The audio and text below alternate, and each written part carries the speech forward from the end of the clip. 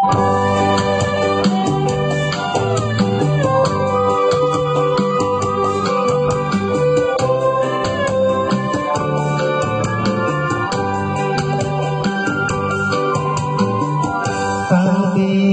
ើមកទល់ព្រលឹមជើងញ័រចំក្រំ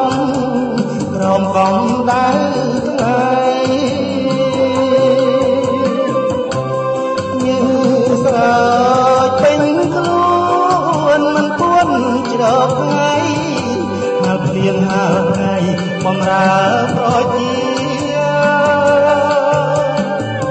ប៉ូលីសចរាចរណ៍បេះដូងភ្លាំងក្ដីញាតិមិត្តប្រុសស្រីកុំស្ដីនឹងទីរឹតបន់តឹងច្បាប់សុវត្ថិភាពគ្រប់គ្រាអធិស្ឋានគ្នាដល់ថ្ងៃប៉ូលីសចរាចរណ៍មិនមែននាងគួនក៏បង្ហាញខ្លួនលើដងវិថីធ្វើចរាចរណ៍មិនស្គាល់យប់ថ្ងៃពលរដ្ឋផុតភ័យផុតគ្រោះអន្តរាយលើកដៃបួងសួងអស់ពួងទេវតាជួយថែរាំងសាកូនចៅគ្រប់កាយធ្វើដំណើរតាមផ្លូវបានសុខសប្បាយជួយគ្នាផ្សព្វផ្សាយច្បាប់ចរាចរ